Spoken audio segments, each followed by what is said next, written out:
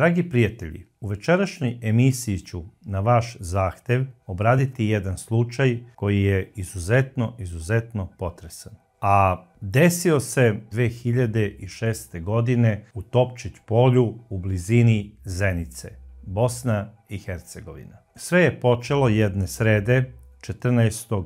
septembra 2006. godine, kada je MM nazvao policijsku stanicu u Zenici i rekao je: ja sam taj i taj, iz Topčić polja sam, mojim komšijama Halilovićima u zaseoku Kahrimani nestalo je dete. Radi se o devojčici koja ima 2,5 godine i tražimo je već sat vremena i ne možemo da je pronađemo. Molim vas, dođite i pomognite nam u traganju. A ko je ona zapravo bila? Ta devojčica, koja je rođena 27. decembra 2003. godine, zvala se Sara Halilović. Sara Halilović je odrastala u porodici sa ocem i majkom. Otac Zijad, star 30 godina, i njena majka Midheta, koja je imala u tom trenutku 26 godina.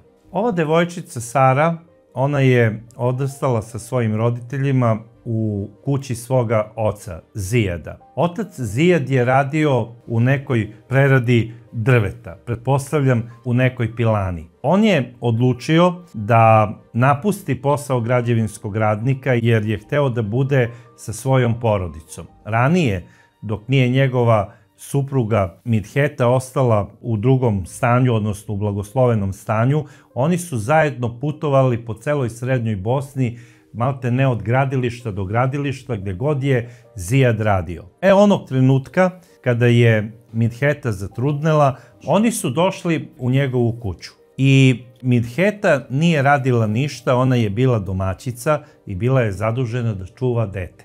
I svi su u selu govorili kako je ona dobra i pažljiva majka. Mala Sara je bila njihova jedinica. Naravno, njih dvoje su bili mladi i svi su očekivali Midheta će zatrudniti ponovo, imaće oni još puno dece. I u ovom selu pored reke Bosne govorili su svi kada bi krenuli na neki teferić, Zijad, Midheta i mala Sara, jao kako su lep mladi par sa detetom.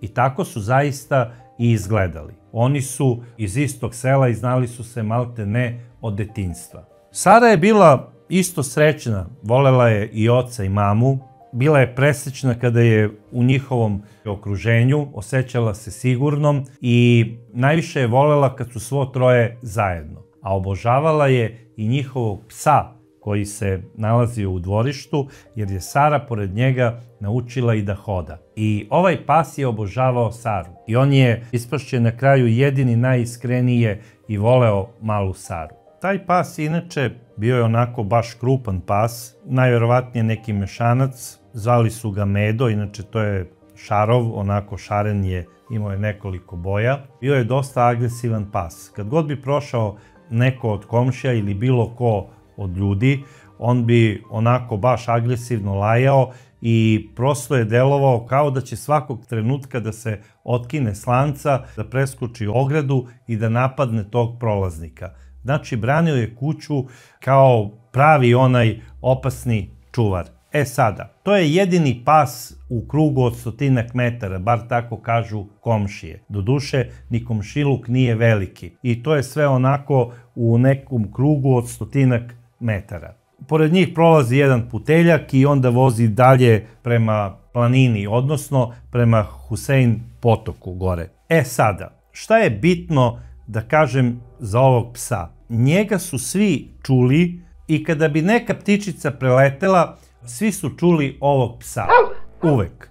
Međutim, u sredu, 13. septembra, ovog psa niko nije čuo. Neke komšije su se pitale da li je moguće da Medo ne laje. Nismo ga čuli.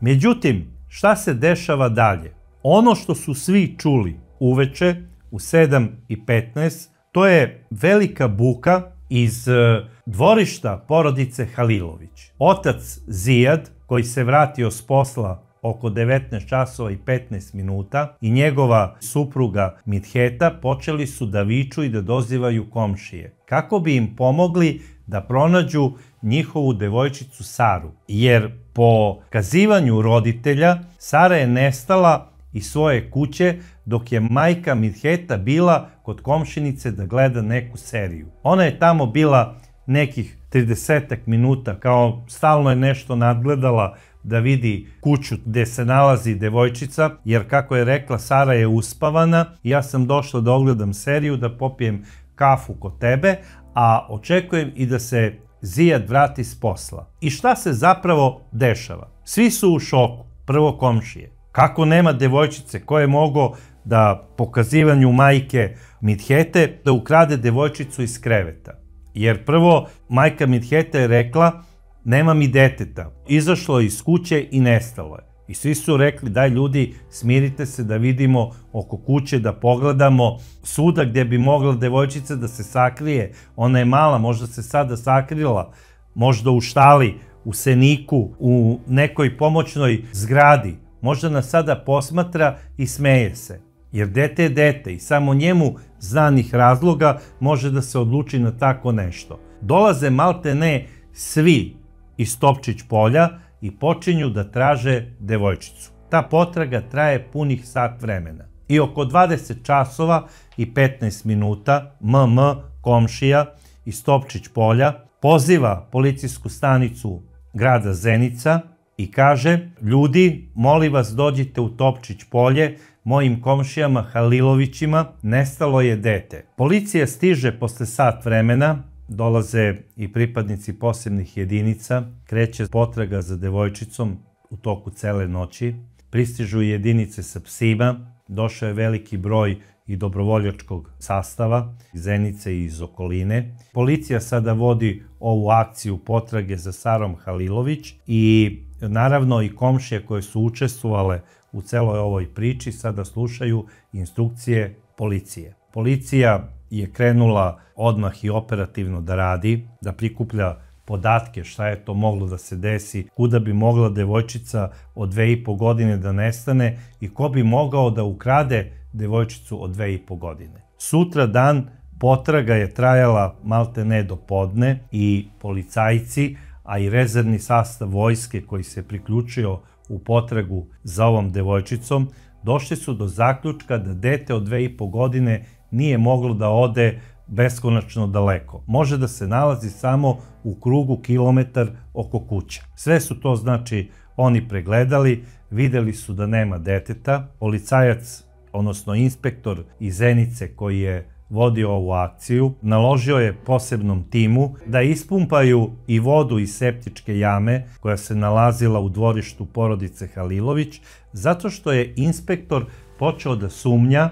da možda nisu roditelji ubili dete i bacili je tamo u toj jami. A zašto bi roditelji ubili dete i bacili u septičku jamu? Inspektor je odmah poslao operativce po selu da se raspitaju o svim pojedinostima koje je tražio od njih. I krenuo je da radi klasičnu potragu za nestalim detetom po udžbeniku, što bi se reklo školski. Prvi prsten osumnjičenih kada nestane tako malo dete, barem po mišljenju inspektora iz Zenice koji je vodio ovaj slučaj, bili su zapravo roditelji. I operativci po selu koji su krenuli da se raspituju, raspitivali su se u dva smera. Prvo, ko su roditelji male Sare, čime se bave, da li imaju nekih problema i kakvi su oni po prirodi. Jedan tim je pitao prvo sve kompletno za oca, da li je pijanac, da li je agresivan, da li slučajno ima neka zaduženja kod nekih ljudi u kafani, da li je pozajmljivao veću količinu novca, da li je švaler, da li je uzimao pare od zelenaša zbog kocke i sve to. Međutim, odgovor je bio ne. Jedino što su inspektori saznali za oca Zijada Halilovića, to je da on nije služio vojni rok iz razloga zato što je epileptičar. A drugi tim se raspitivao o majci. Saznali su da ona nije u radnom odnosu, da je zapravo domaćica. Također su saznali da je ona i ranije išla sa Zijadom, ko što jeste, i neko iz Topčić polja rekao je da je Midheta bila poznata po tome što je volela da ima ljubavne avanture. I kao devojka, a i kasnije kada se udala za Zijada. Sa Zijadom je bila u braku skoro 4 godine. I u početku, dok nije ostala u drugom stanju, ona je išla sa njim tamo gdje je radio i pričali su čak neki koji su poznavali Zijada da je ona imala ljubavnike i pre braka i za vreme braka dok je bila sa Zijadom. Operativci su odmah počeli sada da prikupljaju imena tih potencijalnih ljubavnika majke Midhete. Saznali su i za nekoliko iz sela koji su bili sa njom u nekim emotivnim kombinacijama i odlučili su da te iste ljude pozovu na informativni razgovor. Međutim, inspektor kada je čuo da je otac Zijad imao epilepsiju, on je pomislio da možda i devojčica nije dobila epileptičan napad i da su roditelji odlučili da je zbog toga uklone. Jer, nažalost, dešavaju se i takvi slučajevi. I pozvao je kolege odmah iz Zenice i rekao im je da odu do bolnice gdje je karton male devojčice Sare Halilović, da provere isti i od čega eventualno boluje, ako boluje. Međutim, odgovor je bio da Sara Halilović nema nikakve bolesti. Imala je one redovne preglede koje imaju bebe i kasnije mala deca, ali ništa specifično, kao što je na kraju krajeva i epileptični napad. I rekli su ako slučajno i dobila epileptični napad, ako je nasleđen od oca, to je možda sada se pojavio, jer ranije nema takvih evidencija da je devojčica imala. Naravno, ono što je isto bilo inspektoru upadljivo, to je da drugog dana, kada je nestala devojčica, jedan komšija mu je rekao da ovaj pas koji je u dvorištu, da je veoma agresivan, ali od kako je nestala devojčica, on leži, dahće i deluje mu kao da je opijen ili omamljen nekim lekovima za smirenje. Kao da je prosto pogubljen. Nikog ne primećuje i uopšte ne laje. Inspektor je i to uzeo onako u obzir, zapisao je, a kada je pitao dobro gde je majka, hteo bi opet da porazgovaram nešto sa njom, dokle je bila te večeri kod komšinice, kada je došla, kada je došao suprug, kada su počeli da traže, kako su počeli da traže, gde su sve tačno išli. Neko je na opšte iznenađenje inspektora rekao, majka se toliko potresla da jednostavno više nije mogla da bude u toj kući, jer je ta kuća podsjeća na nestalu Saru, i otišla je kod svojih roditelja. I cela Bosna traži devojčicu. A majka odlazi kod roditelja zato što ne može da spava mirno u toj kući jer je ta kuća podsjeća na dete. Čak je tražila i od Centra za socijalni rad da je odvedu u sigurnu kuću kako bi se odmorila od stresa. Mislim, totalno ludilo. Svašta se pričalo po selu. Te da je malu Saru oteo najverovatnije neki stranac. Na koje su strance tačno mislili, to znaju samo ljudi toga sela, ali ono što se zuckalo po kafani u selu, pričalo se, ma ima neka grupa tamo nekih stranih ljudi koji su došli iz arapskih zemalja, možda je naišao neko od njih i ukrao malu Saru. Pa onda su rekli, ali to je nemoguće, jer pas Medo bi čuo ulazak svakog takvog čoveka u dvorište, lajao bi kao lud, svi bi znali da se nešto dešava u kući Halilovića, ali psa niko nije čuo. Također se pričalo da je možda dete ukrao neki trgovac organima. Međutim, to je prosto suludo i neprihvatljivo. To je odmah i policija odbacila. Zašto bi neko prodao dete trgovcima organima, jer trgovci organima ne idu pa ono sada da upadaju u kuće. Oni to rade organizovano, imaju neke svoje šeme i gledaju da budu neprimećeni i da bezbedno napuste teritoriju gdje su došli do deteta. Također su pričali razne gluposti da je navodno neka sekta ukrala malu Saru i da je ona prinešena negde kao žrtva zbog nekih satanističkih rituala. Međutim, policija je i to odbila kao nemoguću stvar. Ono što je isto zaparalo uho policajcima, to je dojava nekih komšinica koje su bile u kontaktu sa majkom Minhetom i opisali su njeno čudno ponašanje i još čudnije izjave. Jedna žena je u čudu inspektoru koji je vodio ovaj slučaj rekla da, eto, majka Minheta koliko je nemoralna, javno priznaje da je imala 15 ljubavnika pre nego što je začela malu Saru, iako je bila u braku sa Zijadom, i kaže Zijad nije biološki otac ovog deteta i nabrojala je ni manje ni više nego 15 svojih ljubavnika koje je imala po centralnoj Bosni. I rekla je neko od njih je sigurno otac i najverovatnije taj koji je mislio da je biološki otac male Sare sigurno je došao i ukrao je malu Saru iz samo njemu znanih razloga. To je znači bilo nekoliko dana posle nestanka deteta. I sada policajac, inspektor, kaže pa da li je moguće da je to ta žena izjavila. Otišao je, obavio je razgovor sa Minhetom i ona mu je doslovce sve to ponovila. Čovjek je lepo zapisao imena i prezimena potencijalnih očeva i naložio je svojim ljudima da pronađu iste, da obave sa njim informativni razgovor,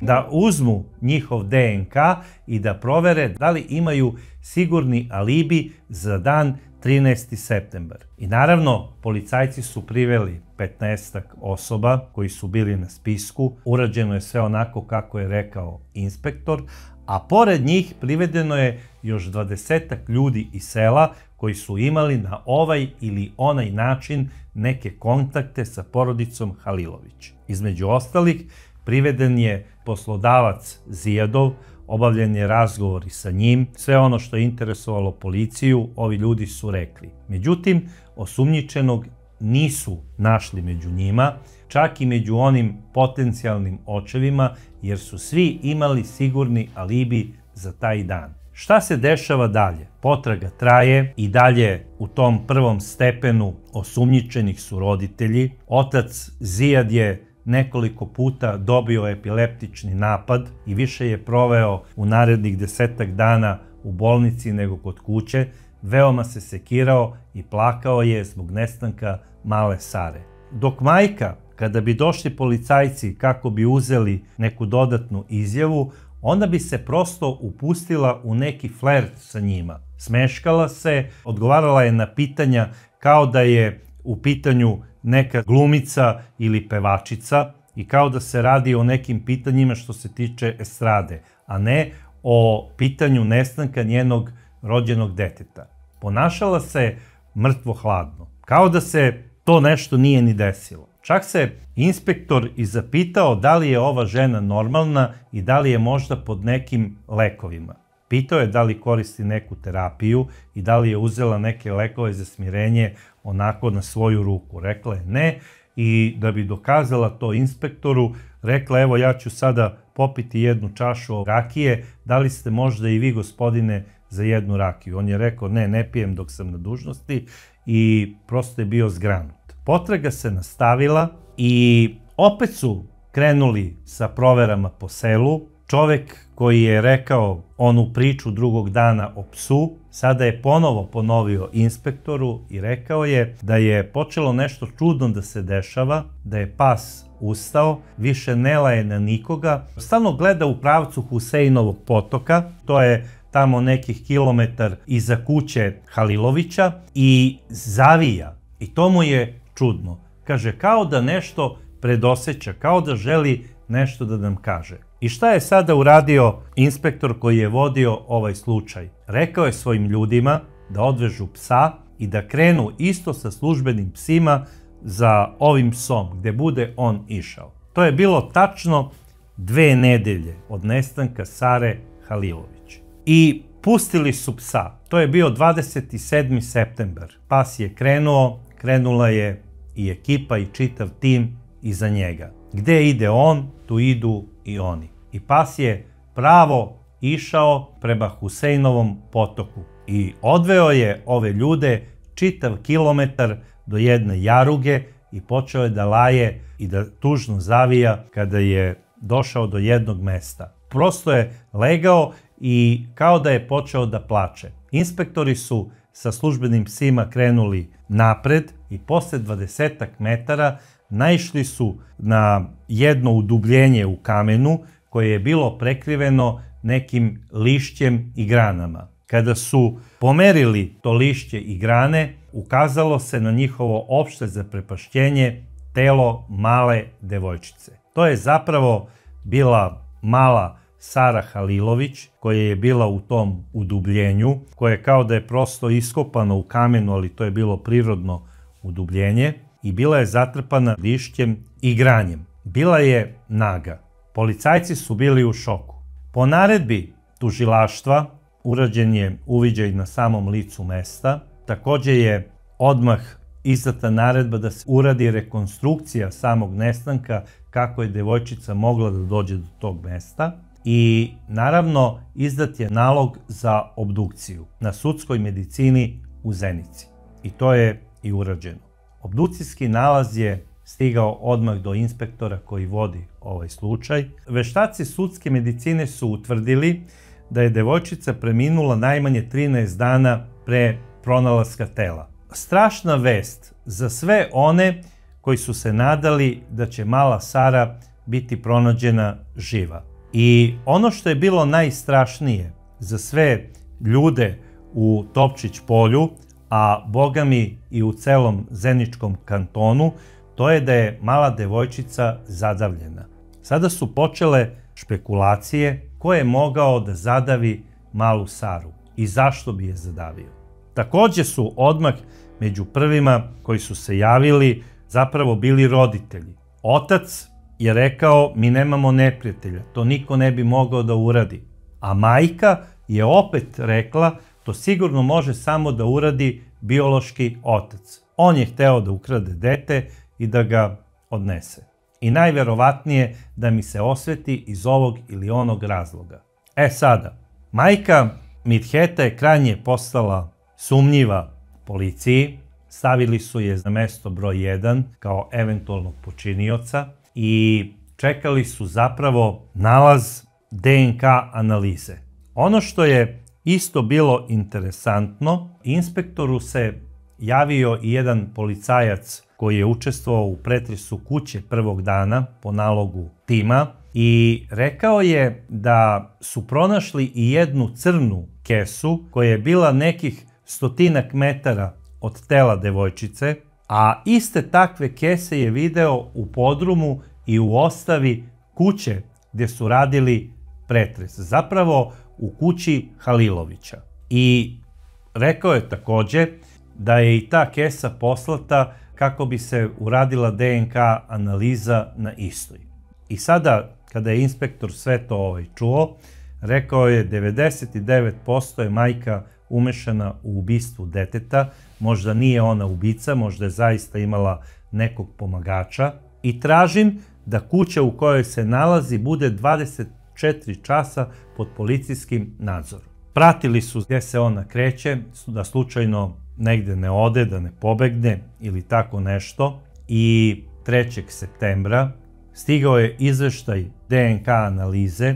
Analiza DNK je potvrdila da se u kesi zaista nalaze tragovi male devojčice, zapravo njen DNK, i da je ona bila u toj kesi. Takođe, rekli su da se na kesi nalaze i tragovi DNK majke, tako da je inspektor odmah obavestio tužioca koji je naložio da se Midheta privede na informativni razgovor u policijsku stanicu u Zenici. Midheta je privedena u policijsku stanicu. Tamo je bila 2 dana, davala je neke izjave, međutim 5. septembra kada su rekli da ide na poligraf i kada je otišla na poligrafsku analizu, ona je doslovce rekla: ja sam bila kod kuće, čuvala sam dete, uspavala sam ga i posle toga sam otišla do komšinice kako bi popila kafu i kako bi gledala seriju.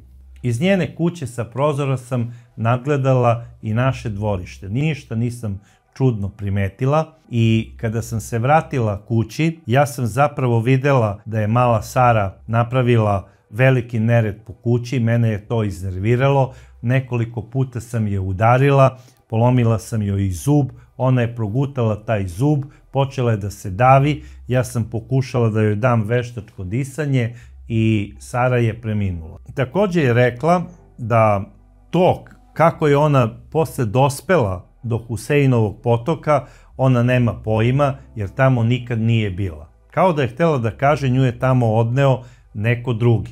Kada su je pitali da to nije suprug Zijad možda uradio, ona je odlično rekla ne. A na kraju krajeva svi su znali da je Zijad do 19 časova bio u firmi gde radi.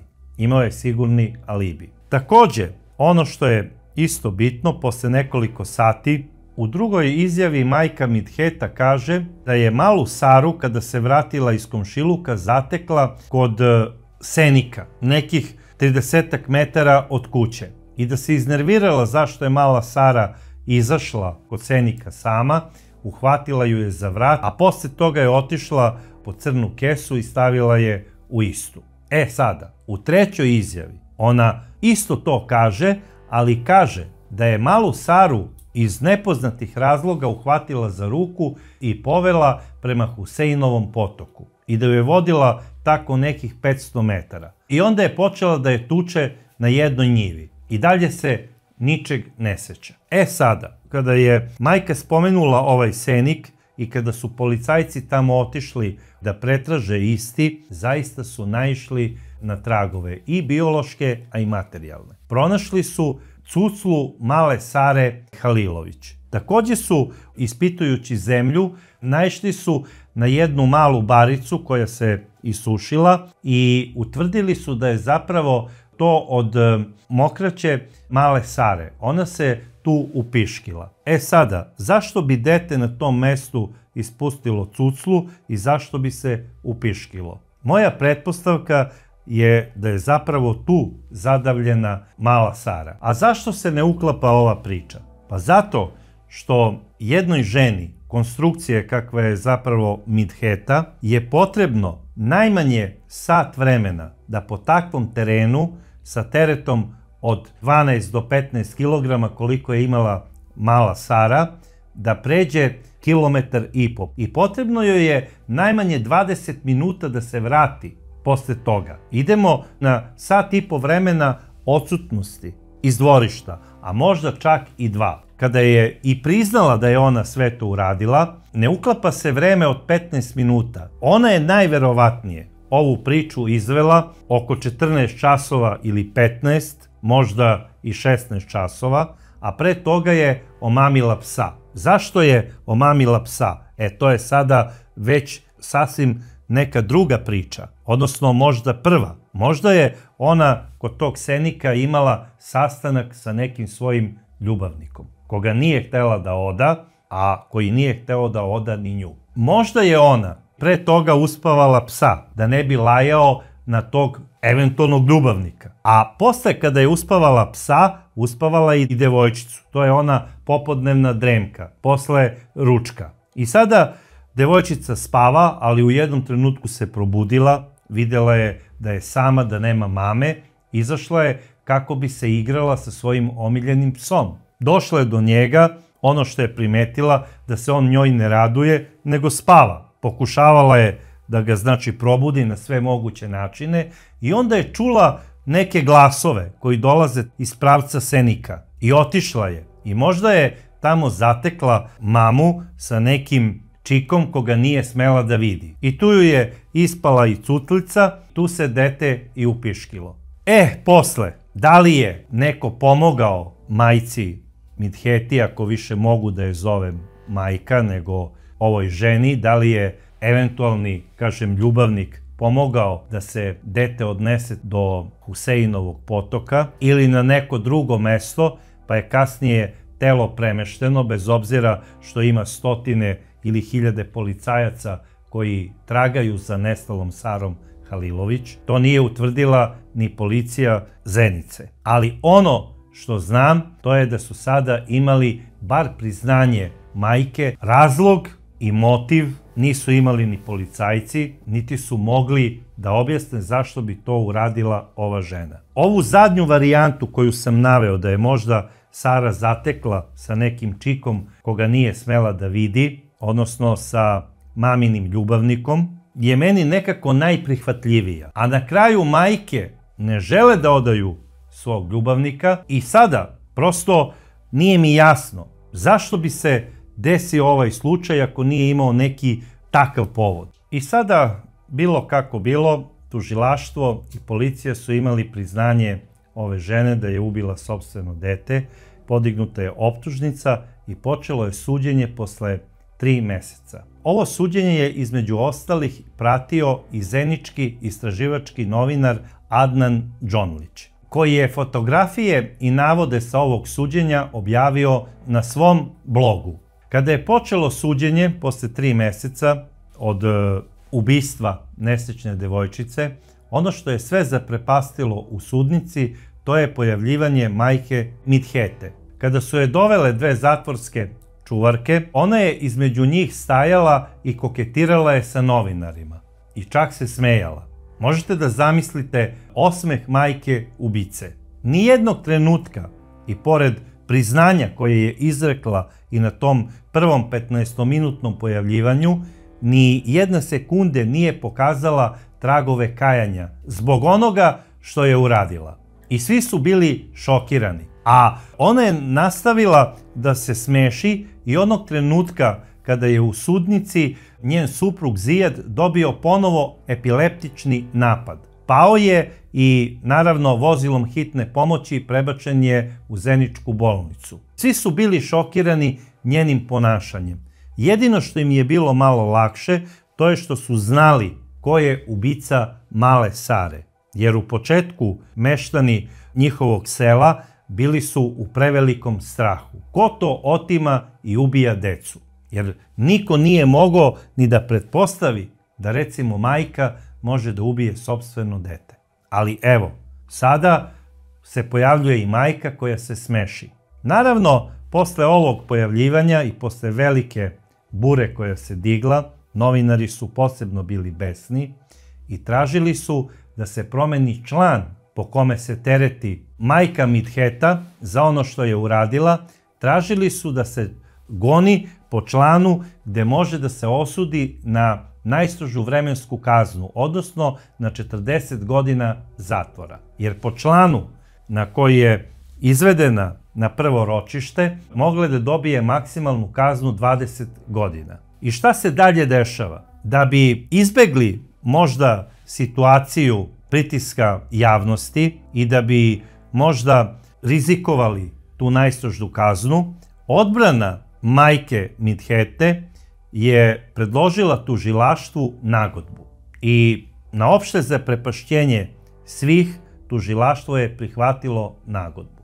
U toj nagodbi oni su zahtevali kaznu od 20 godina. Sud je u Višem sudu u Zenici razmotrio kompletnu nagodbu između tužilaštva i majke Midhete i osudili su Midhetu Halilović na 18 godina zatvora.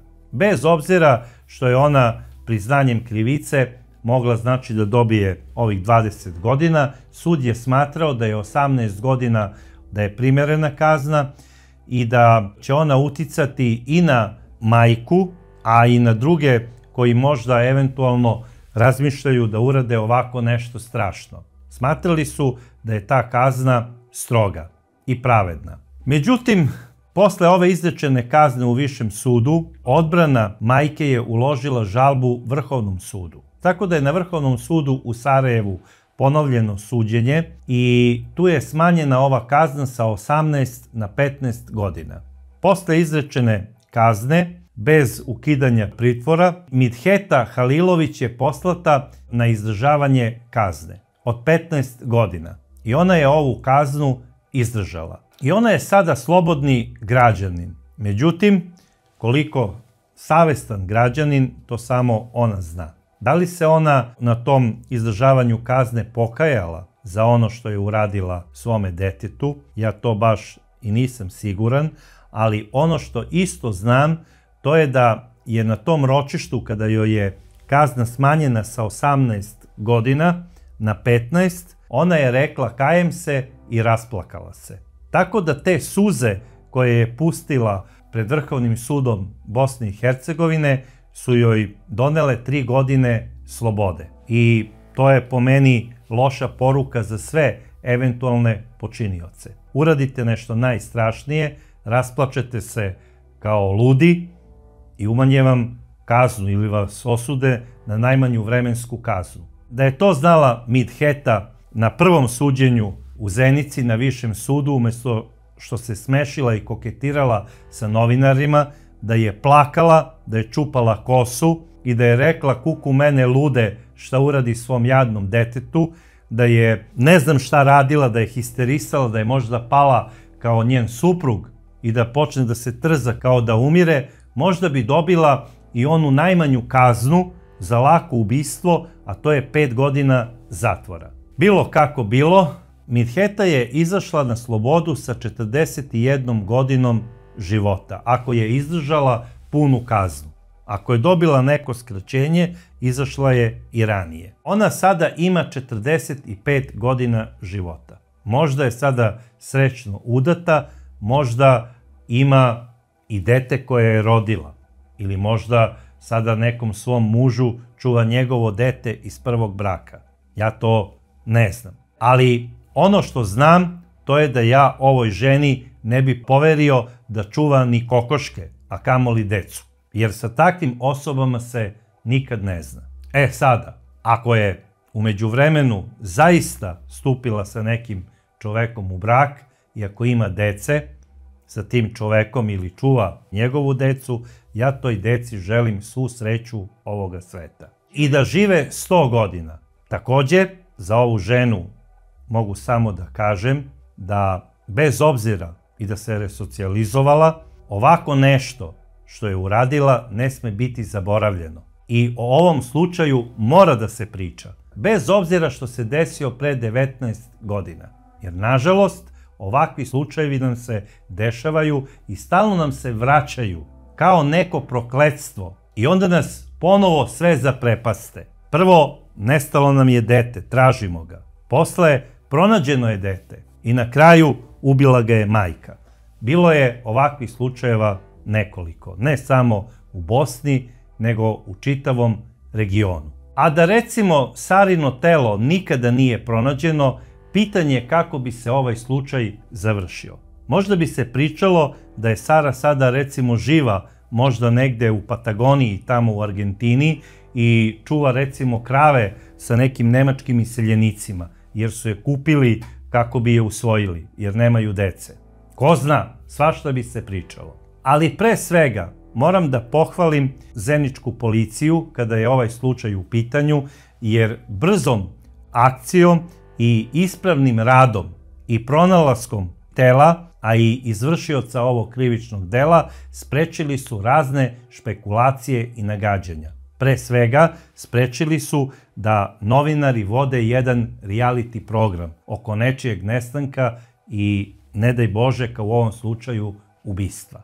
I svaka čast zeničkoj policiji, jer radili su po šablonu. Znači, kada neko nestane, a u pitanju je malo dete ili osoba koja ne može da se stara o sebi, prvo se kreće od prvog kruga ljudi koji su bili sa njim u dodiru. A to su u ovom slučaju, kada su mala deca u pitanju, roditelji. Zumirani su odmah i otac i majka.